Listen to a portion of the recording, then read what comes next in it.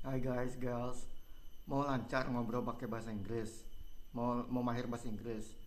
Satu-satunya cara tuh praktek, bro, sis. Jadi praktek berkualitas yang banyak.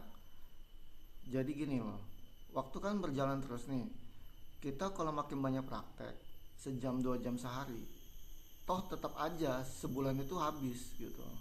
Daripada kita latihan bahasa Inggris lewat les rame-rame, tetap aja sebulan habis tapi nggak ada kualitasnya misalkan, mungkin ya karena rame-rame. Kalau memang harus berguru ya, carilah guru yang bagus gitu loh, yang fokus kepada dirimu. Dan kalau mau nggak usah pakai guru juga gitu loh. Jadi caranya gini, kalau mau mahir bahasa Inggris, mahir bahasa Inggris itu kuncinya cuman grammar sebagai tulang, kosakata sebagai daging. Kita mau lancar pakai bahasa Inggris tuh tanpa tahu kosakata juga nggak bisa ngomong gitu. Mau ngomong apa orang nggak ada kosakatanya, kosakatanya terbatas. Cara berbanyak kosakata itu ya lewat baca. Terus udah gitu, baca itu harus bersuara. Dan baca itu bukan lagi baca buku grammar, bukan lagi baca buku tenses. Kalau sudah berumur 18 tahun dan sudah pernah belajar bahasa Inggris 6 tahun di sekolahan, udah les berkali-kali pula ya, karena nggak mau nyoba sesuatu yang di luar zona nyaman. Kalau mau mahir sesuatu itu harus keluar dari zona nyaman juga, setiap hari, setiap saat malah gitu. Kalau mau ningkatin skill apapun ya harus keluar dari zona nyaman. Kayak misalkan gini, connect baru bisa jadi asisten, baru bisa jadi kuli, baru bisa jadi apa, kuli senior, baru bisa jadi mandor. Kemudian kalau berani dia bisa jadi kontraktor gitu misalkan, ya karena level up terus. Nah kalau soal bahasa Inggris, jadi gini, perbanyak baca buku atau artikel atau situs sesuai minatmu, sesuai profesimu, sesuai usahamu, atau sesuai pekerjaanmu. Ya, rajin buka kamus, bro sis. Jangan mandek di satu entry pertama gitu. Misalkan kita buka kamus, terus kita mau cari kata order, langsung, oh ini dia nih artinya order, artinya pesanan gitu.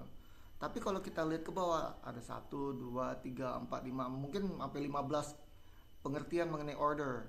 Jadi bisa bisa jadi order itu berarti pembelian. Bisa juga sorry, bukan pembelian tapi pesanan. Habis itu bisa jadi keteraturan, bisa juga jadi perintah, bisa jadi mengatur. Tergantung kalimat, proses. Jadi harus rajin buka kamus tuh. Satu, dua, tiga, empat, yang mana nih yang paling cocok di kalimat ini gitu loh. Yang kita baca atau yang kita ngedengar. Nah, baca bersuara itu melatih pelafalan, melatih lidah kita, melatih gigi kita, gimana cara ngucapin sesuatu yang benar, melatih suara kita, vokalisasi, intonasi, tekanan suara dan lain sebagainya itu.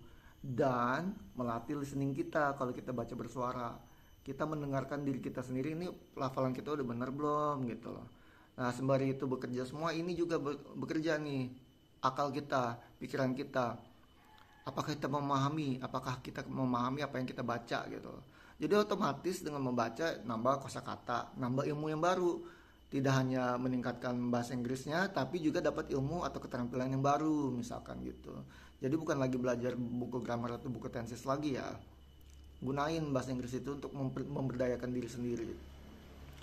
Selain baca apalagi ya, baca, mengarang itu penting ya. Mengarang itu melatih kita berkomunikasi ke dalam diri kita sendiri. Kita nanya hati, kita nanya pikiran, kita nanya jiwa kita sendiri, ini benar gak sih apa yang gue tulis, ini sesuai gak sih dengan keadaan diriku yang sesungguhnya. Nah, semakin banyak kita berdialog dengan diri kita sendiri, kita makin paham sama diri sendiri.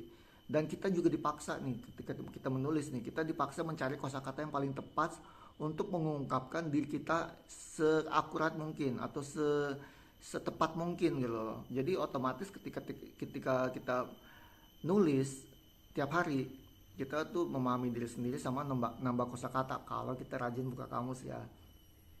Terus yang berikutnya setelah baca bersuara, mengarang, menulis gitu ya, rajin lah ngobrol sama orang, gak usah takut gitu loh. Kalau salah, perbaiki diri aja, ngobrol sama orang aja gitu loh. Jangan ngobrol sama AI, ngobrol sama orang yang punya punya ilmu atau keterampilan yang lebih daripada kita gitu loh. Kalau mau mahir bahasa Inggris, jangan ngobrol sama orang yang jualan aksen, karena aksen itu hanya penting untuk memahami apa yang dibicarakan oleh bangsa lain, misalkan apa yang dibicarakan oleh orang Australia, apa yang dibicarakan dalam bahasa Inggris oleh orang Jepang, bahkan oleh orang Amerika sendiri yang aneh-aneh gitu, kayak hillbillies sama orang New York. Kadang-kadang logat aksen mereka itu kurang kurang jelas gitu ya bagi orang yang kayak dari negara non bahasa Inggris.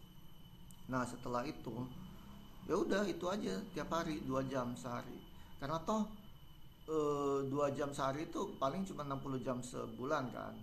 Coba deh buktiin kalau dalam waktu 1 bulan nambah suatu ilmu atau keterampilan baru dan bahasa Inggris meningkat dengan cara yang seperti yang saya jelaskan tadi, lanjutin aja sendiri, nggak perlu guru. Tapi kalau mau menghemat waktu, ya mau nulis yang lebih bagus, mau memahami lebih bagus, ya carilah guru yang ahli gitu loh. Nggak hanya jadi guru gitu, kalau bisa carilah guru yang memang profesinya menggunakan apa yang dia ajarkan gitu. Jadi misalkan kalau mau belajar akuntansi, belajarlah sama akuntan publik. Kalau mau belajar masak, bisa juga belajar dari ibunya kan yang udah bertahun-tahun masak, atau bisa juga belajar dari chef gitu. Karena pasti ilmunya lebih lebih tinggi dan jam terbangnya lebih tinggi, dan dia bisa ngasih shortcuts atau jalan pintas untuk makin mahir cepat gitu. Sama aja dengan bahasa, carilah guru yang memang penerjemah lepas, terus udah gitu interpreter lepas, sama memang berwirausaha dengan bahasa Inggrisnya gitu kalau bisa gitu. Jadi ya harganya beda lah, ada yang 50.000 sebulan tapi dia minimal akan nyari 70 murid sebulan mungkin biar dapat 3,5 juta sebulan, atau cari guru yang satu satu bulannya itu 3,5 juta, jadi dia bisa fokus ke dirimu aja gitu. Dia nggak perlu lagi mikirin UMR, dia bisa 100% di dirimu pastinya. Tapi nggak ada guru yang cuma mau nyari satu murid kan, pasti dia juga pingin di atas UMR dong gitu. Nah kalau sayang waktu sama diri sendiri, ya hematlah waktu, apalagi kalau udah umur 18 tahun ke atas ya, apalagi udah 25 tahun ke atas, udah bertahun-tahun belajar bahasa Inggris, udah les berkali-kali juga, ngapain juga lagi les lagi proses. Udahlah belajar sendiri aja seperti yang aku kasih tahu itu udah efektif. Nah kalau mau cari privat ya aku juga nyediain privat ya. Harga per sesi 1,5 jam itu mulai dari 100 ribuan kalau jumlahnya di atas 20-an sesi gitulah. Tapi kalau di bawah 10 sesi itu 200 ribuan. Di bawah 11 sesi itu 200 ribuan. Karena mencakup baca bersuara dalam 1,5 jam itu, sama conversation, sama comprehension, sama latihan riset gitu ya. Untuk makin mahir, makin nambah kosakata, makin menambah pemahaman. Terus udah gitu mencakup juga email per hari, dimana aku pura-pura jadi klien, jadi bos, jadi vendor gitu, dan kirim email ke muridku minta penjelasan ini, komplain mengenai ini, atau nanya soal ini gitu, atau ngasih masukan ini, dan muridku harus jawab dan harus nggak boleh pakai AI. Dan juga nanti aku kasih feedback, aku kasih jawabannya, aku kasih perbaikannya tiap hari. Jadi di luar satu setengah jam sesi itu ada kerjaan lain buat saya juga dan buat muridnya. Lalu satu lagi yang penting, bikin satu esai 1.500 kata untuk misalkan dapat oleh-oleh dari privat sebulan ini. Misalkan nulis tentang rencana hidup 5 tahun ke depan. Itu kan udah dapat bonus gitu loh ibaratnya.